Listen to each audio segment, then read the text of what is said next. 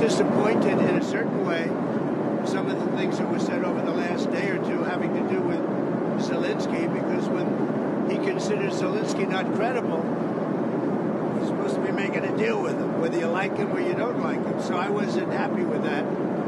But I think he's going to be good. And I certainly wouldn't want to put secondary tariffs on Russia, but if they were put on, it would not be very good for them. Is there a deadline for Russian President Vladimir Putin to agree to a ceasefire? It's a psychological deadline. If I think they're tapping us along, I will not be happy about it. That was President Trump yesterday going off on the ceasefire agreements between Ukraine and Russia. Joining me now is former Deputy National Security Advisor KT McFarland. Wonderful to see you. So what about this psychological deadline that Trump sees in his mind about dealing with Russia, that is suggesting that maybe a 50% tariff on their oil exports might be in order? Do you think it'll come down to that?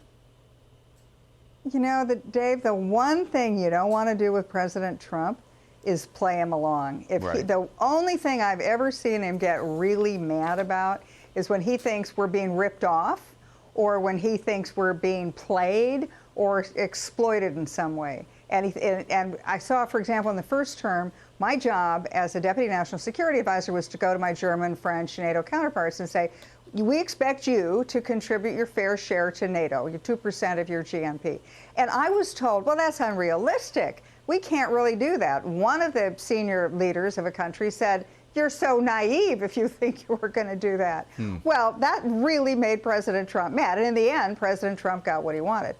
But if right now, if Vladimir Putin is playing Trump, the same way Zelensky was playing him 2 weeks ago in the Oval Office, yes. If President Putin is trying to play Trump, President Trump has already said we have a lot of economic sanctions to bring to bear against Russia that would basically bankrupt them. Well, and now Zelensky seems to be continuing to play Trump, saying he's thinking of backing out of the rare minerals deal. I thought, you know, it was sealed, then it wasn't sealed in the Oval Office. That led to the blow up. Then it was sealed again. Now he's back to the no, it hasn't been sealed. What's up with Zelensky? I mean, how many times does he expect us to buy that horse? You know, he like wants to retrade every deal. He'd retraded it once with the Treasury Secretary, once with the Secretary of State, once in the Oval Office, famously with the President and the Vice President, and now he thinks he's going to do it again. Look, Zelensky really has no choice. The United States, we give them intelligence cooperation, we give them military equipment, we give them other kinds of economic assistance. If President Trump were to pull that back, which he showed 2 weeks ago he was willing to do, if President Trump pulls that back, Ukraine can't fight. You know, they're finished. I got to ask you a final question about China, because you know President Xi is studying all of this to try to get an indication of how he's going to deal with Trump.